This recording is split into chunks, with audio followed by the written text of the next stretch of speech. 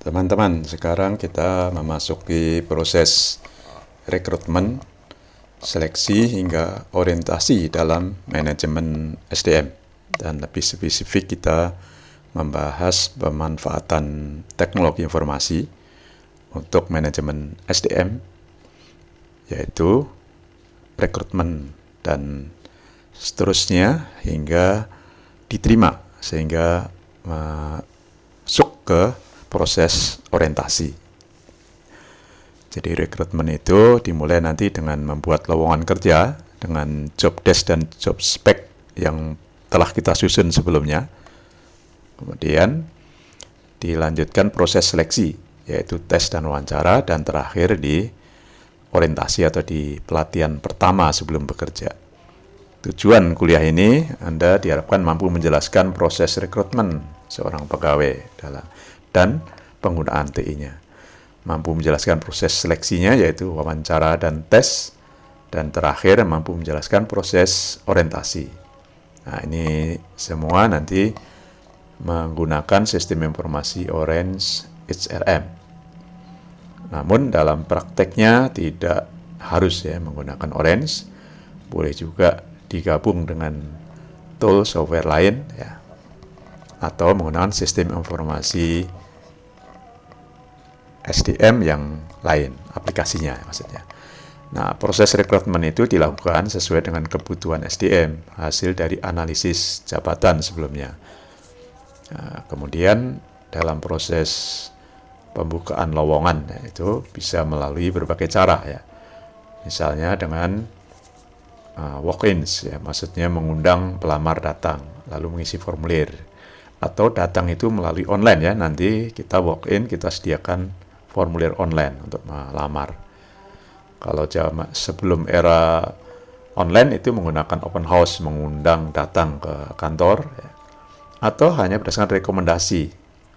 Dan kita juga bisa menggunakan sistem iklan Sekarang basisnya digital, kita menggunakan iklan. Dalam hal khusus juga bisa dilakukan dengan outsourcing. Outsourcing itu karyawan direkrut oleh pihak lain dan pihak lain itu dibayar oleh perusahaan yang mempekerjakan. Nah, ini proses rekrutmen dimulai dari lowongan kerja. Info lowongan kerja itu ada dalam deskripsi pekerjaan atau job desk yang telah kita upload di Orange, salah satu contohnya di sesi sebelumnya.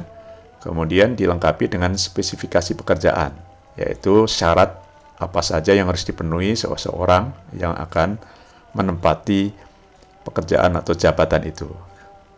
Lalu proses seleksi itu bisa dimulai dari administrasi dulu, dibaca dokumennya, CV-nya, pengalaman kerjanya terutama apakah sesuai dengan kebutuhan. Kemudian proses berikutnya tes. Tes itu bisa tes psikologi, tes pengetahuan teknis pekerjaannya, bahkan hingga tes kesehatan karena ini akan bergabung ke perusahaan. Ini kalau lengkap sampai tes kesehatan. Dan wawancara itu bisa dari dua sisi, dari ke-SDM-an tentang gaji dan lain-lain, dan dari user.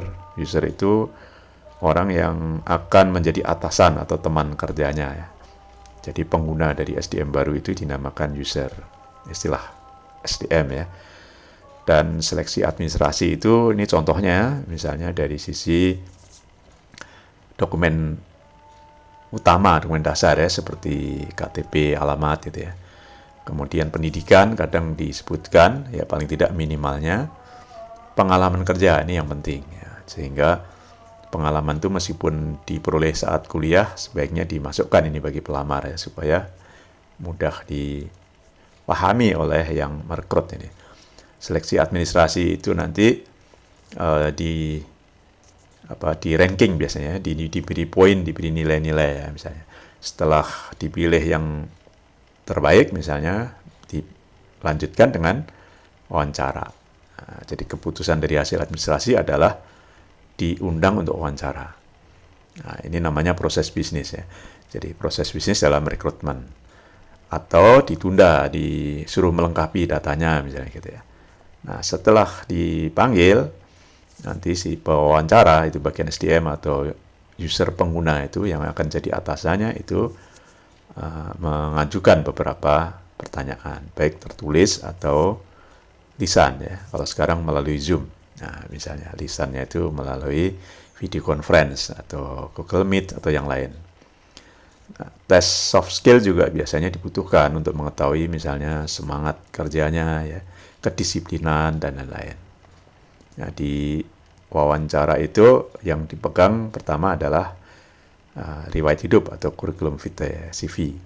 Nah, dari CV itu digali lebih dalam oleh pewawancara. Misalnya pengalaman yang pernah dilakukan dalam pekerjaan yang terkait dengan pekerjaan baru nanti ya. Termasuk motivasi mengapa melamar kerja di perusahaan ini. Kemudian nanti dilanjutkan dengan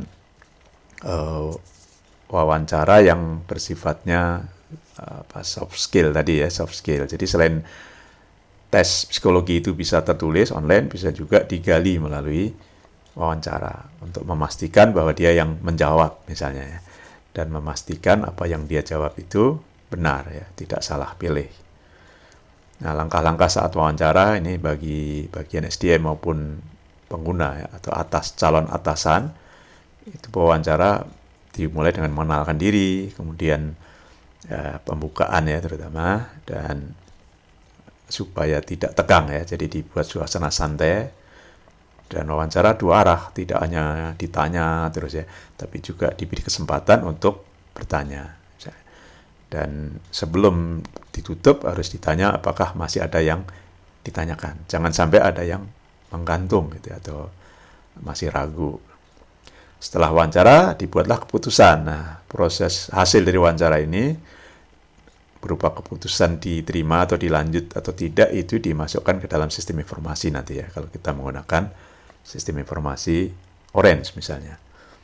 Keputusan pertama itu oleh pengguna misalnya, kemudian oleh bagian SDM.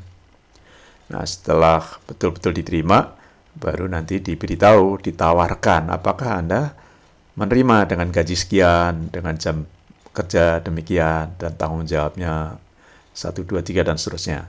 Jika menerima, baru di-hire, direkrut secara formal, otomatis datanya akan masuk ke sistem.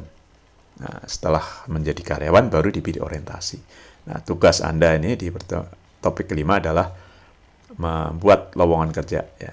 Pertama, buat lowongan kerja dengan memasukkan data deskripsi dan spesifikasi itu. Lalu nanti silahkan dicoba proses berikutnya. Nanti kita simulasikan ada yang melamar. Nah, kemudian setelah ada yang melamar di wawancara, nah, kemudian ada keputusan.